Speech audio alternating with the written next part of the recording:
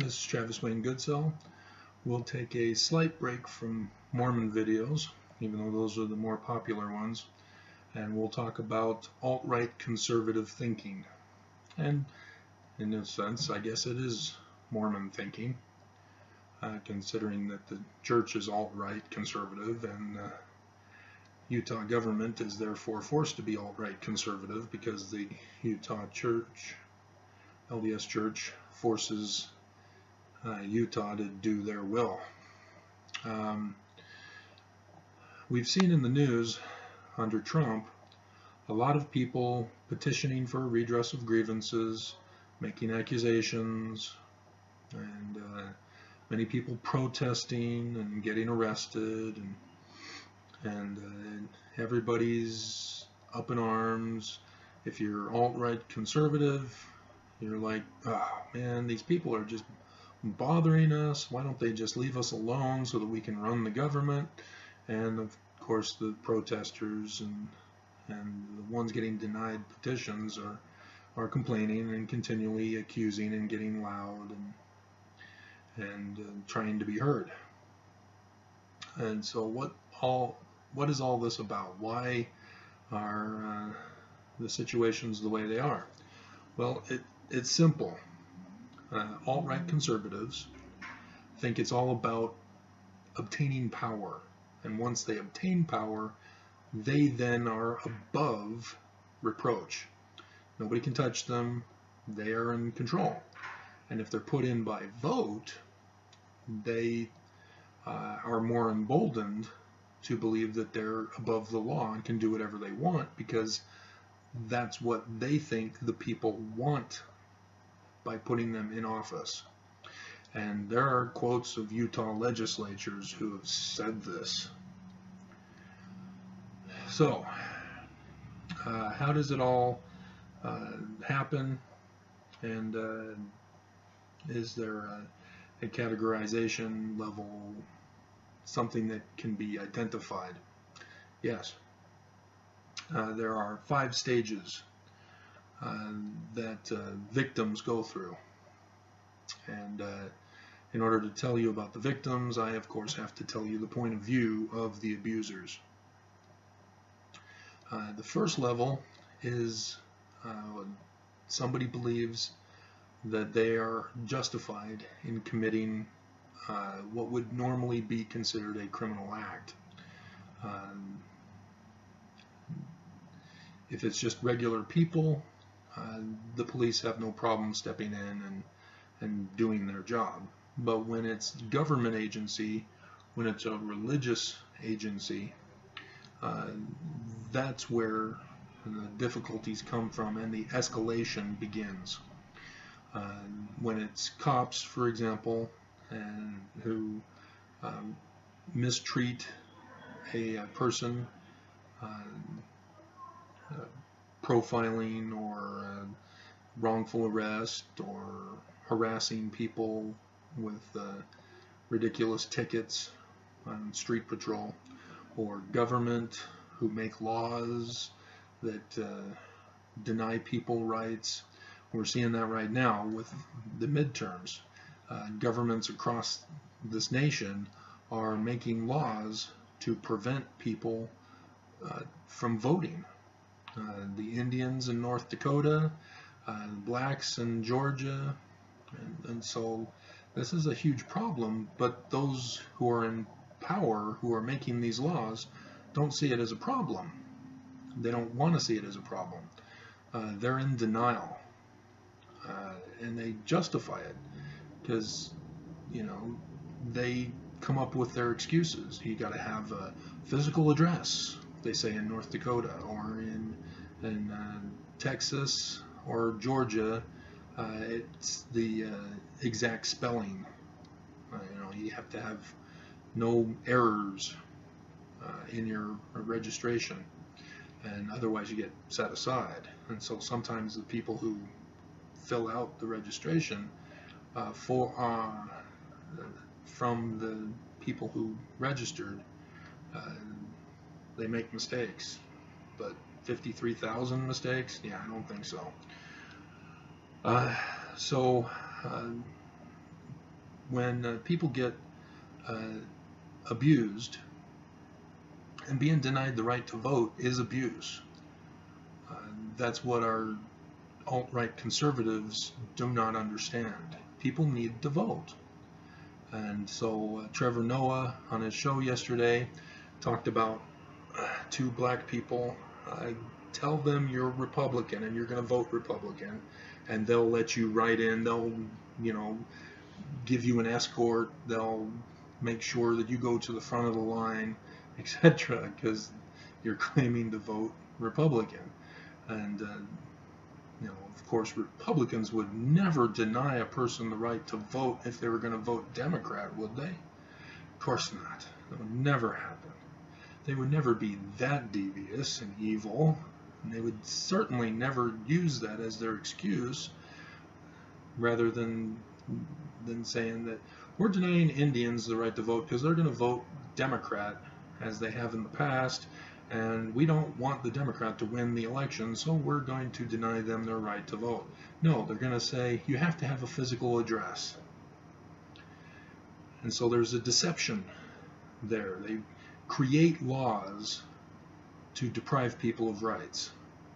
And as a result, there are people who are victimized by the laws that get created to abuse them. And thus, people petition for a redress of grievances. They say, hey, I want to vote. Hey, I was raped. Hey, somebody robbed me, etc.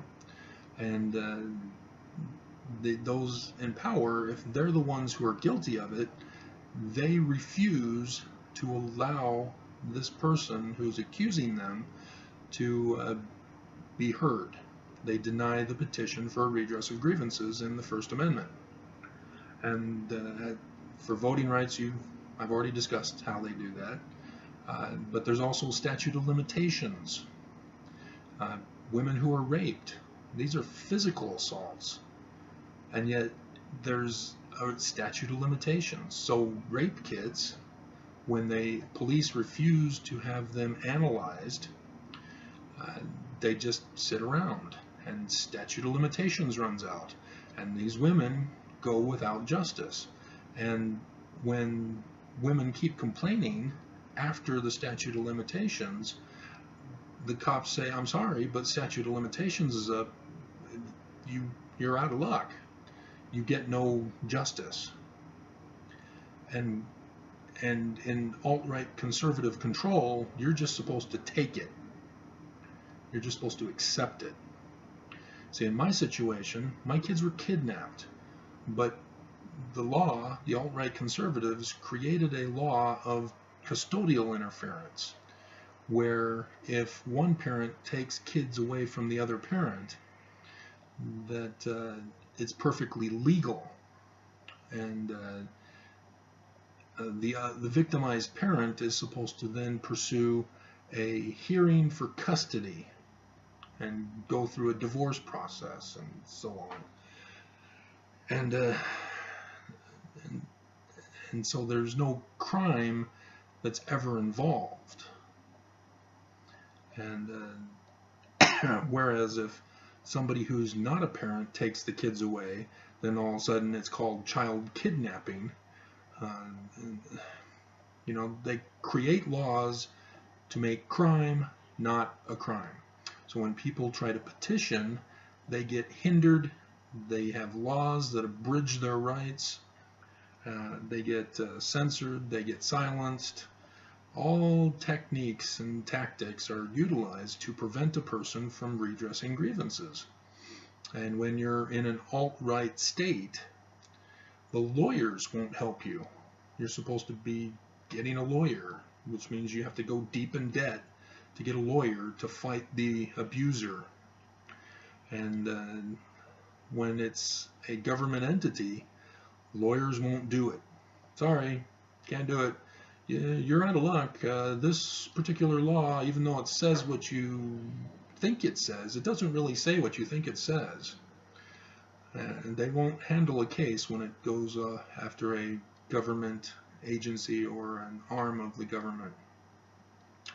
And so when people are victimized and then are denied petitioning for a redress of grievances, that's when people protest.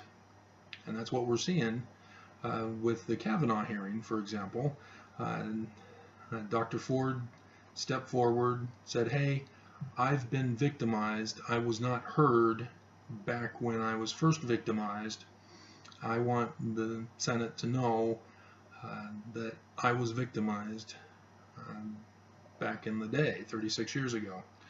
And as you saw, the Senate put up a big stink, came up with all sorts of excuses and justifications to deny her to appear in a hearing, and then finally relented to a hearing, but denied any of the other witnesses and other victims who came forward with accusations. And that's where you realize how they think. They were trying to say, oh yeah, I'm sure she was victimized. She's just a little Looney Tunes and can't really remember.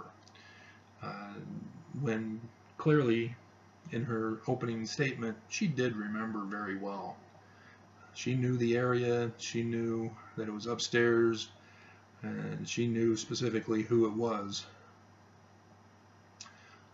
But yeah, denials are a part of the alt-right thinking to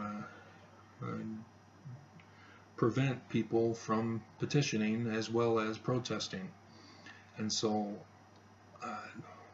with the bad treatment from the Senate, you have protesters outside and eventually at the courthouse when Kavanaugh was going to be sworn in, people protesting because all of them have been victimized and have been denied petitioning for a redress of grievances. So they go to the next step, which is to protest. And what do alt-right conservatives do to protesters? Well, the reason why they get arrested is because alt-right conservatives who are in control believe that there is no crime that has been committed because of whatever law or statute of limitations has gone by, or there is no crime according to the thing. You know, they'll say, oh, well, the police never investigated it, or they didn't find anything, and or the rape kit, you know, it's past the statute of limitations, I'm sorry. And so when people protest, having been denied, alt-right conservatives say, I'm sorry, you lost your chance. And so now you're committing a crime by pursuing what you've already lost. So when Kavanaugh got elected by the Senate, which was expected, we all knew it was going to happen, regardless of all the pressure put on the Senate. You know, that's what they said, we won. That is horrifying, because a Supreme Court justice doesn't win a position on the Supreme Court justice. He gets approved by vote. The mere fact that the Senate turned it into a win tells you a lot about alt-right conservative thinking. They saw it as a contest to justify doing away with those who are petitioning and those who are protesting. And we conquered them. We have shut them down. And so that's why protesters are arrested, is because they're not doing anything legal in their eyes. They were given an opportunity, they lost. And as a result, by them continuing to push when they've already lost, that makes them criminal. And thus protesters are arrested. Even though we're supposed to have the right to redress grievances, which was denied, and then we are allowed also to protest. That's part of freedom of speech. And that's where you have people who, at that point, protest by taking the law into their own hands. Okay, the police isn't going to help me with this guy who raped me, so I'm going to go and chop off his penis. You remember Lorena Bobbitt? Yeah, well, she felt like she was being abused by her husband, and so she cut off his penis. And a big old trial that went nationwide on that. And so, yeah, somebody kidnaps your kids, take the law out on your own hands and kill the spouse who took them. It would never come to that if the victim was given their right to petition for a redress of grievances. It could have been stopped in the beginning, but alt-right conservative thinking purposely escalate the problem. They create more problems for themselves. See, Trump, all he had to do was comply for an investigation. That's it. Instead, he fought it, tweeted his disapproval of it, obstructed justice, and, all he had to do was comply. Go in for an interview and settle it. And everybody says, well, if they're going to set you up and trap you. No, they don't. They could. When you have, in my case, when I protested about being denied a redress of grievances, I was arrested for protesting. And while I was sitting in the police vehicle, a cop got in the back of the vehicle and started trying to talk to me. I had already been read my rights. You have the right to remain silent. Anything you say will be used against you in a court of law. Now, they sort of try to throw in may be used against you, but we all know it will. And so I kept my mouth shut. And this cop thought he was clever. He was going to get me.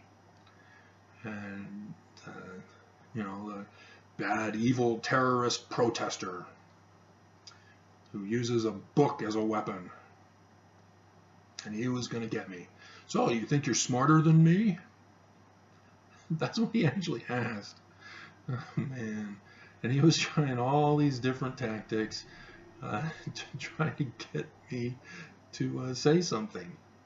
And I just remained silent the whole time. And then I learned in the discovery later on, and I never went to trial.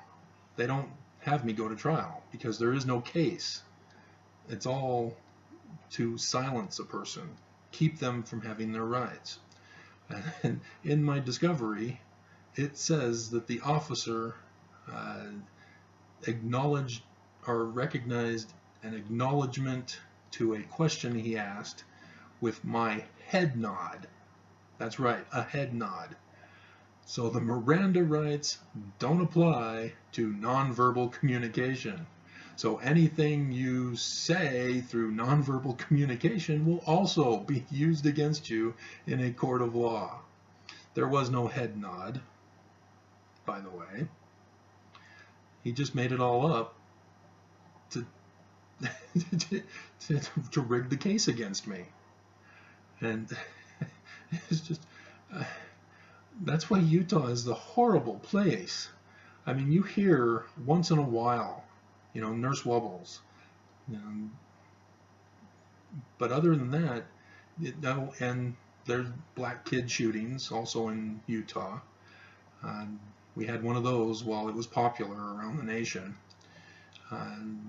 But for the most part, you don't hear nationwide what's going on in Utah on an hourly basis.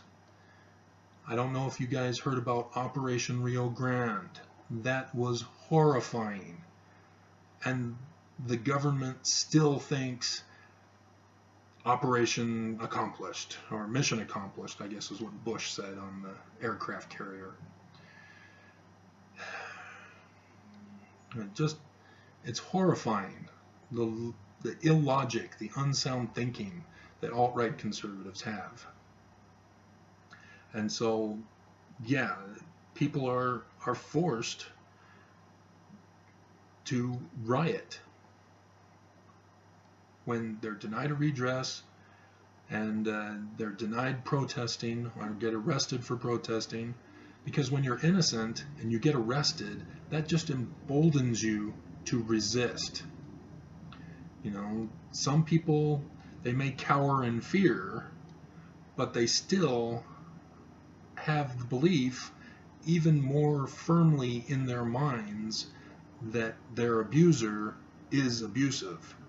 You know, we get arrested, we don't automatically change. Oh, I was wrong to protest about getting my kids back. The government is right. They're the ones that I've victimized. You know, that's what alt-right conservatives do. They victimize the victim. And so, yeah, you'll see women who actually get brainwashed into thinking that when they're denied a petition for redress and that they get beaten up by their boyfriend for protesting, they go, no, I deserved it. I shouldn't have yelled at him.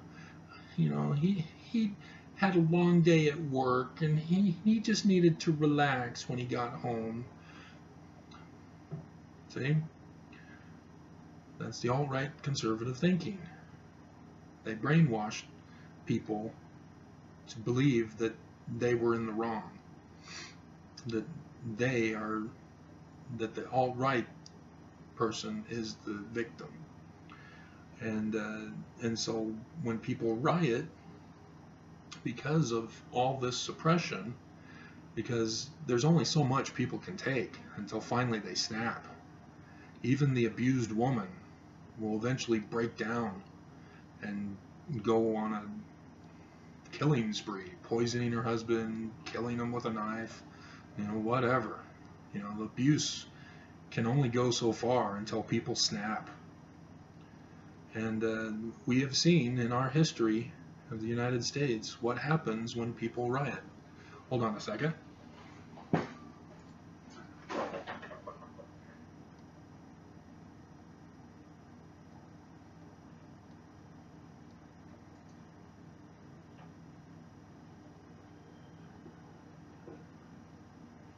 Be there in a second. One more minute.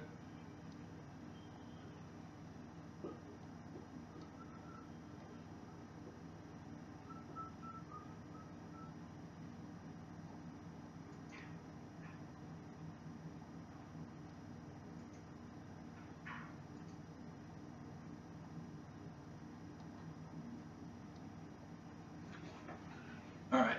Sorry for that delay. Okay, 67 in Michigan, Detroit, Michigan, the people rioted. They've been constantly denied petitioning for redress of grievances. They were rejected and arrested for protesting.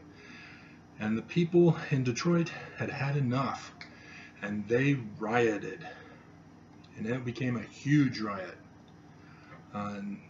And of course, the governor of Michigan brought in the National Guard to suppress the rioters.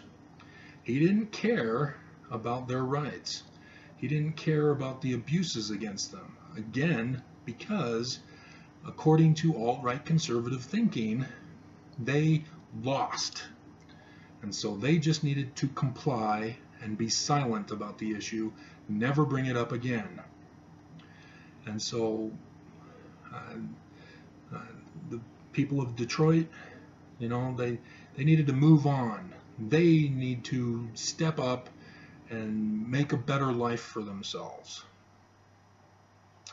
Well, they can't. That's why they protested. That's why they petitioned for redress of grievances. That's why they rioted. But that's what alt-right conservatives do. You know, I've got my own mother. She aided and abetted in having my kids taken from me. And then, when I got arrested, she was asked for a witness statement. And in the witness statement, she says, "Oh, Travis has been depressed ever since the divorce." Do you see what she did there? She denied having any part in taking away my kids the year before the divorce. She refuses to accept responsibility for what she did because in her mind there was no crime. She didn't do anything wrong. Therefore, I have the problem. I'm the one to blame. I have a mental illness of depression in her mind. And then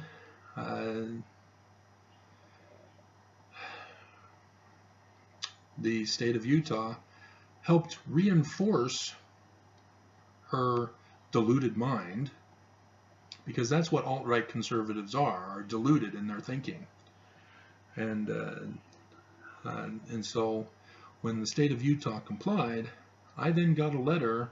Let's see, it's Friday, so it was earlier this week. My mom got my email address from some other family member who friended me on Facebook. And because the first email that I got from her is this your email? I think it is, but please respond. I never responded, but she's assuming, and the way my email is, it's pretty obvious it's me. And so she will occasionally write trying to get me to talk to her. And she doesn't get it. She has proven to be my enemy. I want nothing to do with my parents. And she just doesn't understand that what she did to me was wrong. Because she doesn't see it as being wrong. She is the mother. She can make decisions for my life. And kids belong with their mother. And I'm a troubled kid and needs to be controlled. And I need to be told what to do for every step and action that I perform. That's alt-right conservative thinking. And so she doesn't see anything wrong with what she did. And so the state then, being alt-right conservative thinkers, helped her with her thinking, emboldening her as well as emboldening the state of Utah. They sort of helped each other out and confirmed each other's self-fulfilling prophecies. And so the letter I got this past week was my mom saying, "Hey, I saw in the news about this girl who was diagnosed like you were, and she said that she's fully cured. I didn't think you were able to be cured. They told me you were going to be this way for life and that you were getting worse." Yeah. And then she threw in, "Please talk to me about how you feel about this." So again, do you see how I can't really call it a progression of thinking, it's just the stages of thinking that alt-right conservatives go through. You know, they do something wrong, believing that there was no crime. There was no wrongness about what they did. And then they blame the one they victimized. That it's their fault, they should have known better, they should have taken precautions, they should have done this or that to protect themselves, or whatever. And then they get reinforced when the victims keep putting pressure to be heard, to be redressed, having their grievances redressed. And so then they become the mob, as senators have now been calling protesters. And so all sorts of horrible, evil name-calling is used by alt-right conservatives because they believe that they were right all the whole time, that they've done nothing wrong, that they were accommodating and tolerating as best as they could, even though the victim had no position to stand on. And that's, where they think that they become model people, because they allowed Dr. Ford to testify in the hearing. We accommodated her. What more do you guys want? What do you mean other accusers? They're not legitimate. Kavanaugh has already been through the court investigation 6 times before. He was found innocent all those times. That's how they think. That's why they called it a win when they made him Supreme Court Justice. But we all knew that he was going to get it, so it wasn't really a win. And the Republicans control everything. They do whatever they want. And everything else is just a show. The Mormon senator, Flake, we're supposed to think, oh, he may actually change his vote. Been trapped in an elevator with that screaming woman. Yeah, a paid actress is what the Republicans are now calling her. She wasn't a victim. She's paid to do it. Come on. First of all, Flake is Mormon.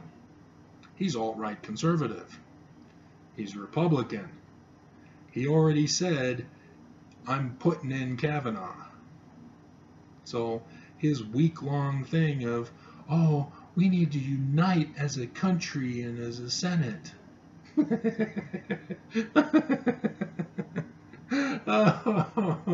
Oh, man.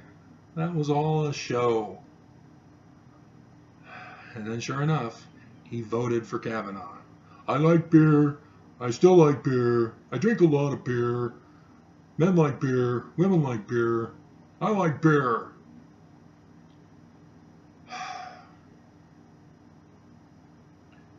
So, yeah, that's what happens.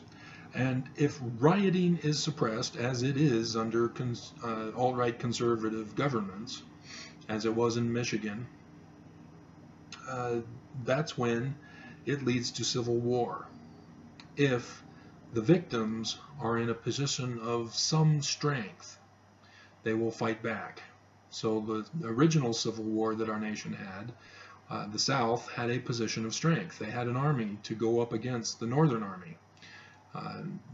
And so that's when civil war happens. If there isn't a position of strength on the victims, what happens is an underground resistance that gets formed. And so I'm sure you understand underground resistance. They don't live underground. They just do things in secret. They meet in secret. They have secret communications to identify resistance fighters, and they subvert the oppressive government without the government knowing about it. So things happen, and the government is clueless as to who did it, because everybody in the resistance covers up for each other. And that's what happens when riots are suppressed, is either civil war or an underground resistance. And it appears that the underground resistance is what we're going to experience, because all of the armed forces, from the police all the way up to the military, are under control of the alt-right conservatives. So we, the people, when the midterms turn out to lose for the Democrats to take the House and Senate to get rid of Trump, yeah, that's what's going to happen. There's going to be an underground resistance. When Trump took office, there was an open resistance. People were saying, I'm of the resistance. Keith Olbermann, for example, his YouTube channel was the resistance. And so people were outwardly able to say, I'm the resistance. So it wasn't underground, it was at the protest stage, calling themselves resistance.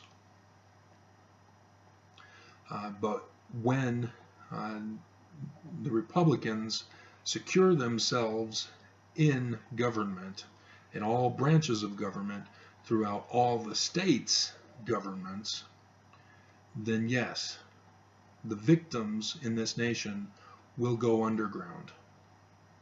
Because there will be those who will be unable to accept that they've lost, and there will be people speaking out, rioting and protesting, but they will be suppressed. And so what's going to happen is the majority of us will go underground, and we won't know who to trust in the beginning, and because you sort of need a leader, and you sort of need to be able to communicate underground. The dark web has been infiltrated, so you can track people on the dark web now, so that's no longer a viable solution. So yeah, I don't know what's going to happen, but that's the danger our nation faces right now. But yeah, the first level is denied petitioning for a redress of grievances. Second level is being punished or arrested for protesting. And then third is rioting, being suppressed rioting. And then either civil war or underground resistance. If there is a civil war and the victims still lose, they go underground, just like the Confederates went underground in the beginning. Now, over 100 years have passed, and the South is able to emerge again and reclaim their patriotism for the Confederacy. And Dukes of Hazzard was a big help for that. But otherwise, people go underground. And then that's what the South did. They were forced to comply with the North, but they still resisted silently. And as a result, then you hear about all of these Uncle Tom's Cabin and Mississippi burning, and all those things that go on when the KKK emerged down in the South. So, yeah, I wanted to get that out, and there's a reason for that, and I'll be bringing it up next week because that's when the Supreme Court will get my letter, and I need to make sure that it goes public so that hopefully there can get enough people paying attention that it'll be made known, so that I don't just get denied and rejected and ignored and dismissed, and some commoner doesn't know what he's doing, he doesn't understand. But yeah, that's what's going to happen. That's what we're seeing happen. We've entered into the protesting stage. Riots have occurred by the alt-right conservatives. They're the ones starting it now because they're emboldened by the alt-right government suppressing the protesters, and that's why the alt-right conservatives are rioting. They're picking fights. They're causing violence and death and looting and all that. That's what's happened. That's the natural order of things in the history of this world. So we've got bad times ahead of us.